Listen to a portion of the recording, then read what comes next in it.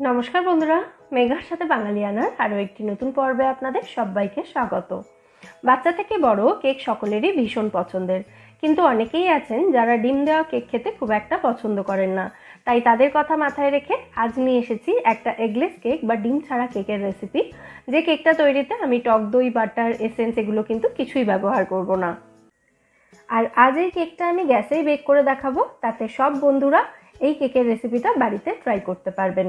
তাহলে চলুন আর কথা না বাড়িয়ে ঝটপট এবার রেসিপিটা দেখে নেওয়া যাক। কেক তৈরির আগে আমাদের বাটার মিল্ক তৈরি করে নিতে হবে। একটা বড় বাটিতে আমি এখানে রুম টেম্পারেচারে রাখা দুধ রেখেছি 1 কাপ। এই 1 কাপ দুধের মধ্যে আমি 2 টেবিল চামচ হোয়াইট সিনথেটিক ভিনিগার দিয়ে দিচ্ছি। ভিনিগার না থাকলে আপনারা এখানে লেবুর রসও ব্যবহার করতে পারেন, অথবা টক দইও ব্যবহার করা যেতে পারে। ভিনিগারটা ভালো করে মিশিয়ে দিলাম দুধের সাথে। এবার এভাবেই এটাকে রেখে দেব 10 মিনিট মতো, তাতেই কিন্তু আমাদের বাটার মিল্ক রেডি হয়ে যাবে। আর এটা বাইরেই রেখে দেবো, মানে ফ্রিজে রাখার কিন্তু কোনো প্রয়োজন নেই।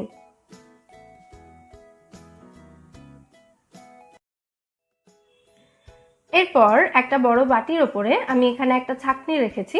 ছাঁকনির মধ্যে দিয়ে দিচ্ছি 1 কাপ পরিমাণে ময়দা। বাড়িতে থাকা পার্টিকুলার যে কোনো একটা কাপে সমস্ত উপকরণ মেপে নেবেন, তাহলে উপকরণের মাপগুলো ভুল হওয়ার চান্স থাকবে না। ময়দার মধ্যে দিয়ে দিতে হবে বেকিং পাউডার। বাড়িতে থাকা যে চামচগুলো আমরা রেগুলার খাবার খাওয়ার জন্য ব্যবহার করি, সেই রকম একটা চামচে 1/2 চামচ এরকম উঁচু উঁচু করে বেকিং পাউডার আমি নিয়েছি।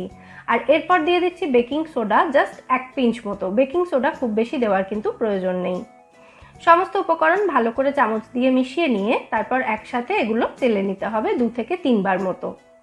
অনেক সময় দেখবেন কেক চারিদিক থেকে সমানভাবে ফোলে না, কোনো একদিক থেকে বেশি উঁচু হয়ে যায় বা একদিক থেকে নিচু হয়ে যায়। তো এইভাবে যদি শুকনো উপকরণগুলো 2-3 বার চেলে নেওয়া হয়, তাহলে কিন্তু সেই প্রবলেমটা হবে না। শুকনো উপকরণগুলো চেলে নেওয়ার পর প্লেটটা আমি সরিয়ে রাখলাম। এবার আমাদের কেকের ব্যাটারটা তৈরি করতে হবে, তার জন্য আমি আবার বড় বাটিটা নিয়ে চলে এসেছি। এবার যে কাপে মেপে 1 কাপ ময়দা আমি নিয়েছিলাম, সেই কাপে মেপেই 4 ভাগের 3 ভাগ নিয়ে নিতে হবে এখানে গুঁড়ো চিনি। চিনিটা গুঁড়ো করে তারপর মেপে নেবেন। ওই কাপেরই 4 ভাগের 1 ভাগ দিয়ে দিচ্ছি এর মধ্যে তেল। তেলের পরিবর্তে আপনারা গলানো মাখনও এখানে ব্যবহার করতে পারেন, একই পরিমাণে মাখনটা দিতে হবে। এবার এর মধ্যে দিয়ে দিতে হবে বাটার মিল্ক। 10 মিনিট রাখার পর বাটার মিল্কটা এখানে একদম রেডি হয়ে গেছে ইউজ করার জন্য। এই বাটার মিল্কটাও আমি ওই একই কাপে মেপে নেব 1/2 কাপ। বাটার মিল্কটা আমি এখানে একটু বেশি পরিমাণেই তৈরি করে ফেলেছি, তবে আপনারা চাইলে 1/2 কাপ দুধের মধ্যে 1 টেবিল চামচ ভিনিগার দিয়ে বাটার মিল্কটা তৈরি করে নিতে পারেন। 1/2 চা চামচ মতো এলাচ গুঁড়ো দিয়ে দিচ্ছি এর মধ্যে ফ্লেভারের জন্য, তবে এটা সম্পূর্ণ অপশনাল, নাও দিতে পারেন এটা, অথবা পছন্দ মতো অন্য যে কোনো এসেন্স আপনারা এর মধ্যে ব্যবহার করতে পারেন। এরপর একটা তারের হুইস্কারের সাহায্যে এই সমস্ত উপকরণ খুব ভালো করে মিশিয়ে নিচ্ছি। মেশানো হয়ে গেছে। এবার এর মধ্যে যে শুকনো উপকরণগুলো আমি চেলে রেখেছিলাম, সেই শুকনো উপকরণগুলো পুরোটা একসাথে দিয়ে ভালো করে মিশিয়ে নেব। আর এবার কিন্তু আর হুইস্কার দিয়ে এটাকে মেশাতে হবে না, একটা চামচ দিয়ে বা একটা স্প্যাচুলা দিয়ে এভাবে যে কোনো একটা দিকে ঘুরিয়ে ঘুরিয়ে সমস্ত উপকরণ ভালো করে মিশিয়ে নিতে হবে। সমস্ত উপকরণ মেশাতে মেশাতেই দেখুন ব্যাটারটা অনেকটা ফুলে উঠেছে, কারণ এর মধ্যে বেকিং সোডা এবং ভিনিগার ছিল। তো দুটো রিয়াকশানে এর মধ্যে অনেক এয়ার বাবলস তৈরি হয়েছে, ফলে ব্যাটারটা অনেকটা ফুলে উঠেছে। আর ব্যাটারটা কিন্তু এরকম ঘন করে তৈরি করতে হবে। এবার এই ব্যাটারের মধ্যে আমি দিয়ে দেব কিছু ড্রাই ফ্রুটস কুচি। আমি এখানে কাজু, কিশমিশ এবং খেজুর ছোট ছোট টুকরো করে কেটে এর মধ্যে 1/2 চামচ মতো ময়দা মাখিয়ে এই ব্যাটারের মধ্যে দিয়ে ভালো করে মিশিয়ে নেব। এভাবে ময়দা মাখিয়ে যদি ড্রাই ফ্রুটস কুচিগুলো দেওয়া হয়, তাহলে এগুলো কেকের একদম নিচে নেমে যাবে না, মাঝ বরাবরই থাকবে।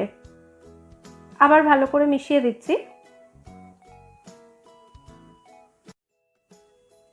ব্যাটারটা রেডি করার পর এটাকে কিন্তু আর খুব বেশিক্ষণ রেখে দেওয়া যাবে না, ঝটপট বেক করতে দিয়ে দিতে হবে। সেই জন্য আগে থেকে রেডি করা একটা কেক টিনের মধ্যে আমি ব্যাটারটা ঢেলে দিচ্ছি।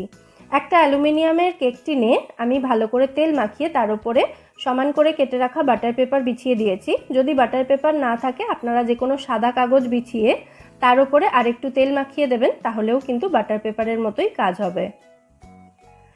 ব্যাটারটা পুরোটা ঢেলে দেওয়ার পর ওপর থেকে আমি এরকম একটু কাজু বাদাম দিয়ে সাজিয়ে দিচ্ছি, তাতে কেকটা দেখতে ভালো লাগবে। এটা কিন্তু সম্পূর্ণ অপশনাল। তারপর বাটিটা ধরে 2-3 বার এভাবে একটু ট্যাপ করে নিতে হবে, এতে ব্যাটারটা ভালো মতো সেট হয়ে যাবে। এবার এই কেকটা আমি বেক করতে দেব। কেকটা আমি গ্যাসেই বেক করব, তার জন্য গ্যাসে একটা পুরনো বড় কড়াই বসিয়ে কড়াইটাকে ঢাকা দিয়ে খালি অবস্থাতেই আমি গরম করে নিয়েছি 10 মিনিট মতো মিডিয়াম ফ্লেমে রেখে।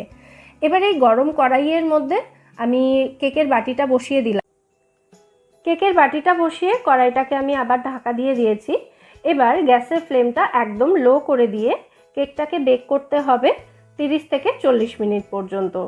দেখুন আমি গ্যাসের ফ্লেমটা লো করে দিয়েছি, তবে 30 মিনিট পর থেকে কিন্তু কেকটাকে চেক করতে থাকতে হবে। একদম লো ফ্লেমে 30 মিনিট মতো আমি কেকটাকে বেক করতে দিয়েছি। এবার আমি একবার কেকটাকে চেক করে নেব। কেকটা বেশ অনেকটাই ফুলেছে, দেখতেই পাচ্ছেন। একটা টুথপিক বা স্কিওয়ার কেকের বিভিন্ন জায়গায় এভাবে গেঁথে দেখে নিতে হবে যে টুথপিক বা স্কিওয়ারটা পরিষ্কার বেরোচ্ছে কিনা। দেখুন স্কিওয়ারের গায়ে কিন্তু কিচ্ছু লেগে নেই, তার মানে কিন্তু কেকটা খুব ভালোভাবে বেক হয়ে গেছে। তবে কেকের সাইডগুলোতে এখনও তেমন কালার আসেনি, সেই জন্য একদম লো ফ্লেমে আরও 5 মিনিট এটাকে আমি বেক করতে দেব। আবারও 5 মিনিট লো ফ্লেমে বেক করে নেওয়ার পর এবার আমি কেকটা কড়াই থেকে বের করে নিয়ে সম্পূর্ণ ঠান্ডা হতে দেব এটাকে। সম্পূর্ণ ঠান্ডা হয়ে গেলে কেকটা আমি এই বাটিটা থেকে এবার বের করে দেখিয়ে দিচ্ছি। যেহেতু বাটার পেপার দেওয়া আছে সেই জন্য বাটি থেকে কেকটা বেরোতে কিন্তু একটুও অসুবিধা হবে না। দেখুন খুব সহজেই বেরিয়ে আসলো কেকটা। তারপর কেকের গা থেকে বাটার পেপারগুলো ছাড়িয়ে নিতে হবে। চারিদিক থেকে খুব সুন্দর একটা কালার চলে এসেছে কেকের মধ্যে, দেখতেই পাচ্ছেন। এবার আমি এই কেকটা একটু কেটে দেখিয়ে দিচ্ছি ভেতর থেকে এটার টেক্সচার কেমন হয়েছে। এটা কাটার সময়ই দেখে বুঝতে পারছেন কতটা সফট এবং স্পঞ্জি হয়েছে কেকটা।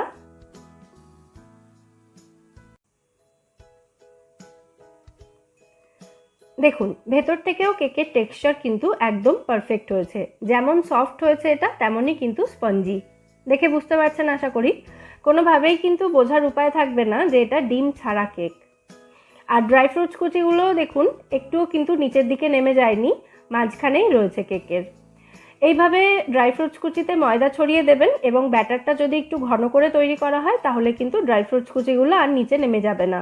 তাহলে অবশ্যই এই রেসিপিটা ফলো করে আপনারাও এগলেস কেক বাড়িতে তৈরি করুন এবং আমায় জানাবেন এই এগলেস কেকের রেসিপিটা আপনাদের কেমন লাগলো। রেসিপি ভালো লাগলে ভিডিওটাকে বরাবরের মতো একটা লাইক এবং শেয়ার করার অনুরোধ রইল। আর আপনি যদি আমার চ্যানেলে নতুন বন্ধু হয়ে থাকেন তাহলে চ্যানেলটা সাবস্ক্রাইব করারও অনুরোধ রইল। ফিরে আসবো নতুন কোনো রেসিপি নিয়ে। সবাই সুস্থ থাকবেন, ভালো থাকবেন এবং সবাইকে খুব ভালো রাখবেন।